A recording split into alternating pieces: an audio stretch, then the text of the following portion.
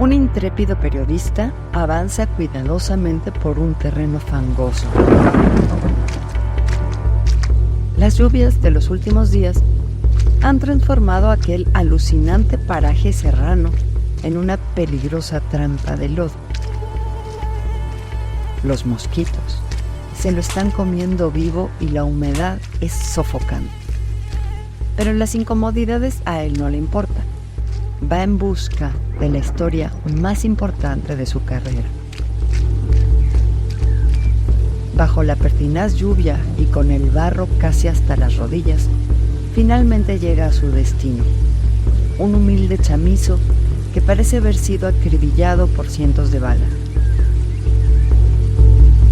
Más que una vivienda, aquello se le figura un colador. Sabe que él es el primer reportero en haber llegado al lugar de los hechos tan solo unos cuantos días después de que ocurriera la tragedia, y quizás será el único en haber estado ahí. Las autoridades no se han presentado, y lo más probable es que ni siquiera se molesten en ir. Toma una bocanada de aire y entra por la puerta de la choza. Aún huele a pólvora y a sangre, sobre todo a sangre.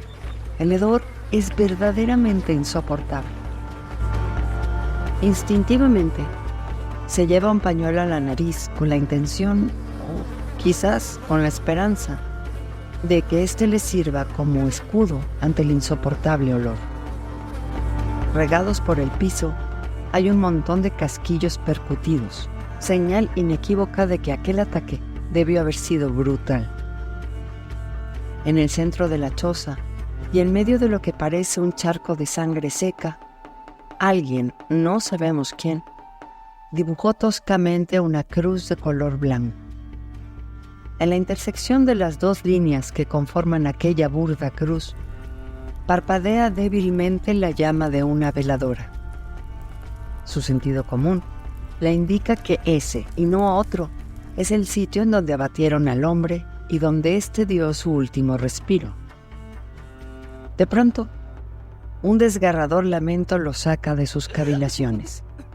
Gira la cabeza y se da cuenta de que en una esquina de aquel oscuro jacal hay una mujer, enfundada en un rebozo, encogida y temblorosa, que llora desconsoladamente. Por un instante, el periodista pensó que su imaginación le estaba jugando una mala pasada y que aquel ser que se había materializado frente a sus ojos era un espectro salido de alguna pesadilla. Estaba seguro de no haber visto a nadie cuando entró. ¿Llora usted por el presidente, señora?, preguntó nerviosamente el reportero. No, lloro por nuestros hijos, por nuestros niños muertos. Esos desgraciados querían al Barbas de Chivo, pero le dispararon a nuestra gente, respondió la mujer con voz monótona, como en una especie de ensalmo que sonaba a macabro arrullo. Seguramente ustedes se estarán preguntando, ¿qué tienen que ver las vivencias de este periodista perdido en quién sabe dónde con la historia de la vidente mexicana María Reyes? Si quieren conocer la respuesta, acompáñenme. Comenzamos.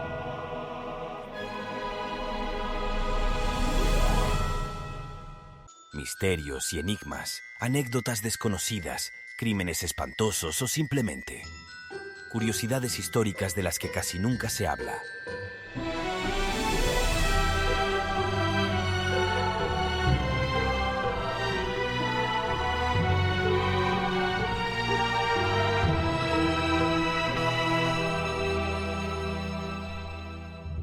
Extraña historia.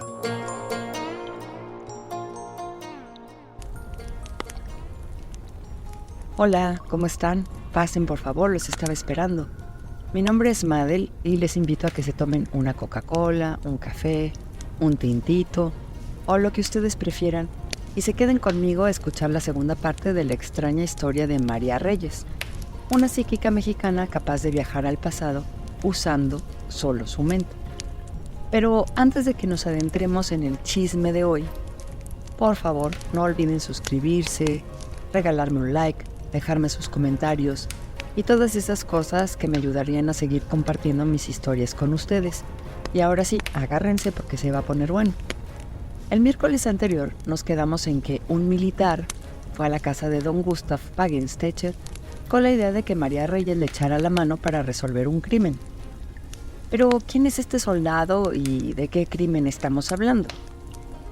Además, ¿qué tiene que ver en todo esto el periodista ese del que les contaba en un inicio? ¿Y por qué es importante su testimonio? Para poder ir armando este complejo rompecabezas, primero, permítanme ubicarnos en el tiempo. Estamos a 25 de mayo de 1920.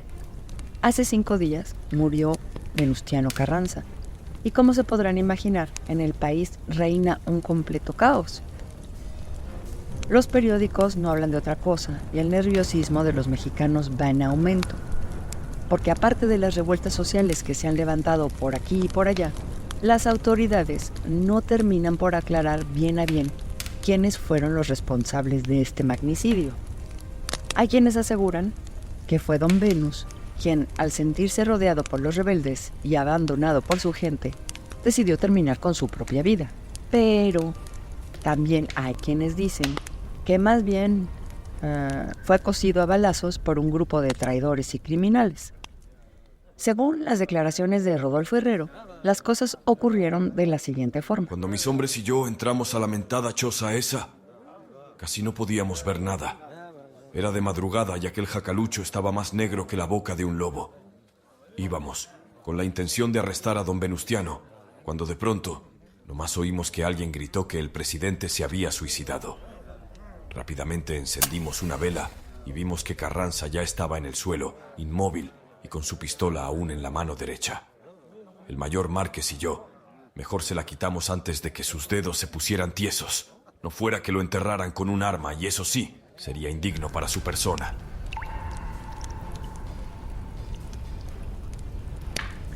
En 2023, hay quienes siguen pensando que esto fue lo que ocurrió realmente aquella fatídica madrugada en Tlaxcalantongo, una comunidad ubicada en la Sierra Norte de Puebla. De hecho, historiadores como Krause dan por buena esta versión de los hechos. Sin embargo, tanto en 1920 como en la actualidad, hay quienes aseguran que las cosas ocurrieron de una manera completamente distinta. De acuerdo con la segunda versión, esa noche, un grupo de hombres armados llegó a Tlaxcalantongo en medio de una torrencial lluvia. Sabían perfectamente en cuál de los 3 chamizos que había en aquella zona dormía el presidente, porque unas horas antes habían mandado a un espía a verificarlo.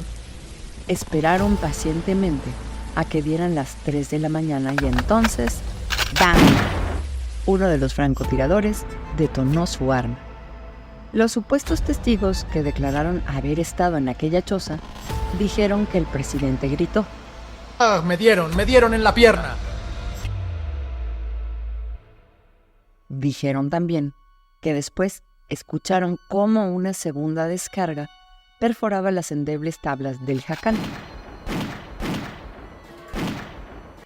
Les dio la impresión de que aquellos disparos iban dirigidos únicamente al rincón en donde estaba acostado don Venus, como si alguien estuviera orientando a los asesinos desde adentro de la choza. Lo último que recuerdan los supuestos testigos es haber escuchado el golpe de un cuerpo cayendo pesadamente entre estertores. Declararon también que don Venus fue el único herido en la reyerta. Y esta, queridos amigos, es más o menos la versión oficial que podemos encontrar en la mayoría de los libros de historia. Ahora bien, ¿por qué les estoy contando todas estas cosas sobre la muerte de Venustiano Carranza? ¿Qué tiene que ver María Reyes o el soldado que dejamos en la sala de Pagenstecher con el famoso magnicidio? Pues verán, el oscuro general que le llevó a don Gustav el dichoso trozo de cuero no es otro que el general Carlos Domínguez, un soldado que pertenecía a la escolta personal de Venustiano Carranza y que estuvo presente aquella fatídica madrugada en la que murió el presidente. No sé por qué, ni los libros ni los historiadores mencionan su nombre en ninguna parte, pero de que estuvo ese día, estuvo. Es mencionado en diversos periódicos de la época y en las declaraciones que ofrecieron los testigos. Se le ubica en el lugar de los hechos junto al general Murguía y al general Che Gómez, abriendo fuego contra los asesinos de Carranza. Es decir, este general que dejamos en casa de Pagenstecher intentó defender al presidente aquella madrugada. Entonces, es aquí cuando se pone aún más interesante la cosa. Piénsenlo. ¿Por qué un soldado aliado de Don Venus, que estuvo presente el día de su muerte, iría a pedirle a un vidente que le dijera cómo pasaron las cosas? ¿No les parece rarísimo? Carlos Domínguez estaba ahí, en otro jacal, cercano al de Venustiano. ¿Para qué querría escuchar lo que una psíquica tenía que decir al respecto si él sabía perfectamente qué es lo que había pasado, o no? Lo cierto es que no. Verán, la mayoría de los supuestos testigos que rindieron sus declaraciones o bien estaban mintiendo descaradamente o de plano no tenían ni la más remota idea. Por lo tanto, lamento informarles que lo que nos cuentan los libros de historia son solo los dimes y diretes, recuerdos vagos, imaginaciones o versiones exculpatorias que se dijeron en aquella época con tal de salir del paso, pero definitivamente no representan la verdad de los hechos, cosa que el general Domínguez sabía. Por eso está ahí, en casa de don Gustav, pidiéndole a una vidente que le diga qué rayos pasó. Ahora bien, estoy segura de que entre ustedes habrá más de alguno que no crea en médiums, y lo entiendo perfectamente. De hecho, yo soy la primera escéptica. Resulta muy absurdo pensar que una persona ajena puede dar pelos y señales de algo que no presenció en carne propia. Es por eso que les propongo un juego. Antes de escuchar lo que dijo la señora Reyes, ¿qué les parece si ustedes y yo la hacemos de detectives y tratamos de resolver este caso? La primera cuestión y la más importante de todas sería determinar si se suicidó don Venus o lo mataron arteramente. Les invito a escuchar el certificado de la autopsia que le practicaron en su momento al expresidente. A lo mejor ahí encontramos pistas interesantes. Villa Juárez, Puebla, 22 de mayo de 1920. C. Sánchez Pérez. El médico cirujano que suscribe certifica que hoy, a las 4 a.m., procedió al reconocimiento y embalsamamiento del cadáver del señor Venustiano Carranza, el cual, cadáver ya en estado de descomposición, presenta las lesiones siguientes: una herida en sedal producida por arma de fuego, con orificio de entrada en la región precordial, como a 2 centímetros a la izquierda de la tetilla, con orificio de salida en la pared costal lateral izquierda, sobre la línea axilar posterior y al nivel del 8º espacio intercostal. Una herida producida por arma de fuego. Lo único que yo entiendo de medicina es que debo tomármela cuando me siento mal. Pero comprender un reporte como el que acabamos de escuchar me es prácticamente imposible. Así que mejor le pedí a mi buen amigo, el eminente odontólogo Víctor García Paulín, ex catedrático de anatomía, que nos hiciera favor de explicar con peras y manzanas lo que dice la autopsia. ¿De qué murió don Venus? Escuchemos su respuesta. De acuerdo al informe médico forense consultado del señor Venustiano Carranza con fecha del 22 de mayo de 1920, el cuerpo presentaba 5 heridas por arma de fuego, 2 de ellas en tórax, una en abdomen, una en miembro superior izquierdo y una en miembro inferior izquierdo, de las cuales al menos 2 de ellas eran mortales por su localización y los órganos dañados, lo cual pudo provocar que se presentara en determinado momento un choque hipovolémico por sangrado o hemorragia interna, así como por desgarro o corte de algún órgano. Además de que seguramente existió daño a los grandes vasos. La lesión que presentaba en la cadera que ocasionó la fractura del fémur, aun cuando ésta era expuesta, es grave, pero seguramente no causaría la muerte de forma inmediata, así como tampoco la herida de los dedos de la mano izquierda. Así que de acuerdo a este informe, todo hace pensar que el señor presidente Venustiano Carranza había muerto por un choque hipovolémico y falla severa de los órganos. Gracias a la magnífica información que nos acaba de regalar nuestro buen amigo, ahora sabemos que Don Venus no terminó con su propia vida, sino que le dieron una ayudadita, o mejor dicho, una ayudadota. Aunque bueno, no crean que esta hipótesis tan peregrina sobre el suicidio surgió nomás porque sí. Aclaro que no fueron los médicos de 1920 quienes llegaron a esta fantasiosa conclusión. Pero ¿a qué no adivinan quién fue el que dio esta versión de los hechos? Nada más y nada menos que el principal acusado del crimen, Rodolfo Herrero. Ya me dirán si tenía motivos para inventarse una historia alternativa o no. Ahora que, ¿por qué historiadores como Krause insisten en lo del suicidio? Pues vayan ustedes a saber. Habría que preguntarle directamente. A lo mejor tiene buenas razones y más de un as bajo la manga que nunca ha querido compartir con el resto de los mortales. Pero centrémonos ahora, mis queridos detectives, en la segunda versión de los hechos, esa que aparece como oficial en nuestros libros de historia. Ahí dicen que una madrugada oscura y sumamente lluviosa, un francotirador que debió haber sido más bueno que Bruce Willis, disparó con precisión milimétrica atinándole nomás a Don Venus. Este grita que le dieron en la pierna y luego cae víctima de un par de disparos más. Sobra decir que en esta versión bastante hollywoodense solo resulta herido el presidente y tantacatán. Milagrosamente todos los demás resultan ilesos en la balacera. Se abrazan y lloran durante el funeral.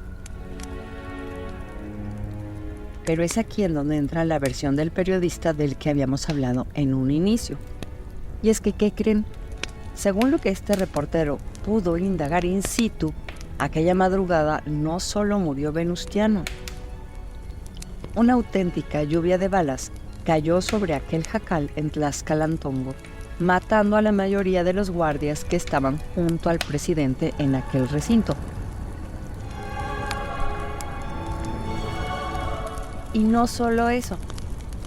En el fuego cruzado que se prolongó durante varios minutos, también perdieron la vida niños y otros lugareños que habían ido como cada madrugada a hacer las labores propias del campo y que desafortunadamente les alcanzó la muerte en forma de bala perdida.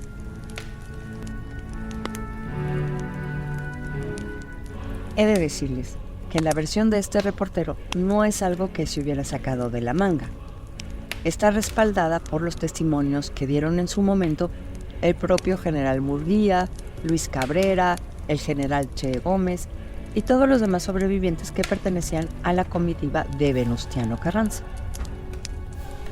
incluido nuestro general Carlos Domínguez, y es aquí donde nuevamente nos conectamos con la historia de María Reyes.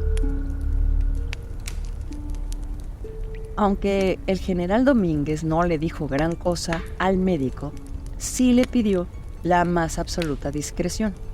Aquello era un asunto serio, por lo que no podría realizar la sesión con la vidente en el famoso sanatorio de la calle de La Paz, a la vista de todos.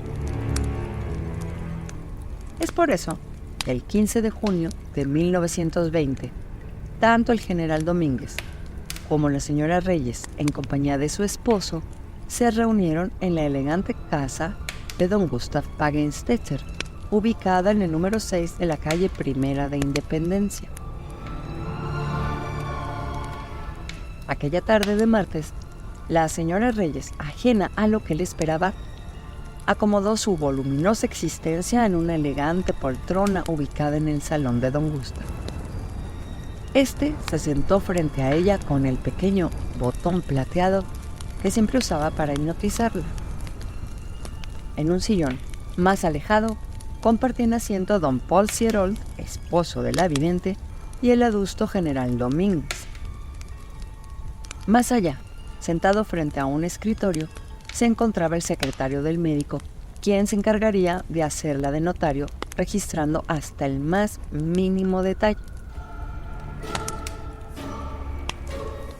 Igual que en todas las ocasiones anteriores, María no tenía ni la más remota idea sobre qué cosa iban a poner en sus manos mientras ella estuviera en trance.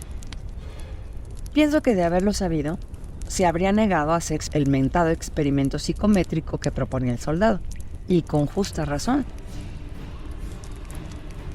Wagenstecher tampoco estaba enterado de nada. Como ya les he comentado antes, aquel alemán rígido y cuadradote quería mantenerse al margen de cualquier información previa, dizque para no contaminar el experimento con sus influjos telepáticos. El único que sabía la verdad era Carlos Domínguez, y ahora también ustedes. Pero vengan, acerquémonos al escritorio a ver qué es lo que está escribiendo el notario, porque está por iniciarse la sesión hipnótica.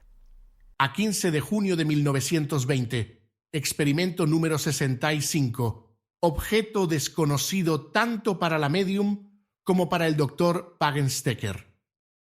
Anotación importante, la medium nunca había tocado dicho objeto con anterioridad. Se trata de un trozo de forro de cuero que pertenece a la gorra militar del general Domínguez. Mira tú, hasta ahora me voy enterando de que el apellido del alemán debería pronunciarse como Wagenstecher. En fin, yo seguiré diciéndole Wagenstecher, que es como diríamos en castellano y como me suena más sabroso. Ahora permítanme contarles un chismesote. Verán, el mentado cacho de cuero ese sí era parte de una gorra militar, pero no de la del general Domínguez, sino de la del centinela que custodiaba el chamizo de Carranza. Sobra decirles que el pobre centinela en cuestión también perdió la vida aquella madrugada. Ahora, recordemos que Carlos Domínguez, entre la oscuridad, la intensa lluvia y que se encontraba en una choza distinta, realmente no supo qué demonios había pasado. Es por eso que quería que se hiciera este experimento. Las visiones que tendría María serían las mismas que tuvo la primera persona que se topó con los rebeldes. Y bueno, dejémonos de chismes, que ya está por comenzar la sesión. Ahí tienen al doc frente a María, moviendo su botoncito plateado de derecha a izquierda. La señora Reyes está comenzando a visquear. Su cabeza gira lentamente en círculos. Las manos se le crispan y ha levantado ligeramente las piernas que parecen rígidas, como dos gruesas columnas de granito. Es una noche oscura y llueve mucho. Deben ser alrededor de las 3 de la mañana, porque siento el frío del amanecer. Solo puedo ver algunos metros adelante a causa de la oscuridad. Al fondo alcanzo a distinguir pequeños arbustos, o quizás sean rocas. No estoy segura. Escucho gritos y maldiciones, como si una manada de salvajes se hubiera soltado. Escucho disparos de pistolas y rifles. Alguien está dando órdenes. Parece ser un ataque nocturno de infantería. Veo el destello del fuego y brazos a mi alrededor, delante de mí y detrás mío. Al frente, cruzando el camino, veo caer a un hombre. Su rostro contraído está iluminado por el destello de armas de fuego. Sus gemidos me horrorizan. Oh, Dios mío, el hombre ha dejado de gemir. Está muerto. Lo interesante de las visiones de María es que, como verán, se complementan a la perfección con las declaraciones del periodista. Lo del suicidio y lo del francotirador hollywoodense, aunque nos digan que son las verdades oficiales, en realidad son puras papas. En Tlaxcalantongo ocurrió una terrible masacre orquestada, según dicen por ahí, nada más y nada menos que por Obregón, quien sería el próximo presidente. Y en donde no solo Carranza perdió la vida. Pero eso no es todo. Aunque el general Domínguez ciertamente no había podido ver nada aquella noche, sí dio como buenos los principales datos que ofreció María. Validó que el ataque había ocurrido entre las 3 y las 4 de la mañana, que hacía un frío espantoso y una lluvia terrible. También que la oscuridad era absolutamente profunda en aquel momento. Afirmó que se escucharon disparos de rifles y pistolas, tal y como lo dijo la vidente, y que parecían provenir de distintos lugares. Por último, declaró que él también escuchó no solo las órdenes del ataque, sino el griterío salvaje y descontrolado del que había hablado María. Quizás se tratase de los propios lugareños que huían despavoridos en aquella terrible masacre. Todo lo que les estoy contando quedó registrado minuciosamente en el cuaderno de apuntes de Don Gustav, apuntes que más tarde se convertirían en un libro publicado por la Sociedad Americana para la Investigación Psíquica de Nueva York, que presidía en aquel entonces Walter Franklin Prince. Y miren, sobre nuestra querida vidente se podrían contar infinidad de cosas, como por ejemplo lo que dijo sobre un ritual prehispánico o la manera en la que resolvió un enigma relacionado con el barco Lusitania.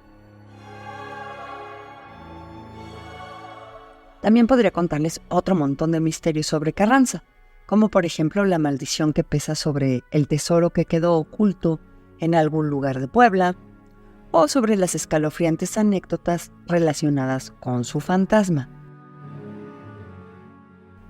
Pero de contarles todo esto, la extraña historia tendría que dedicar muchos de sus episodios a hablar únicamente sobre este tema. Y la cosa es que hay otras historias que también están esperando turno. Pero si gustan que más adelante les cuente las aventuras de esta psíquica o sobre los misterios de Don Venustiano, háganmelo saber en sus comentarios y con mucho gusto dedicaremos otro capítulo para ello. Por lo pronto, me tomo el resto de mi café y les invito a que nos veamos el próximo miércoles. Hasta pronto.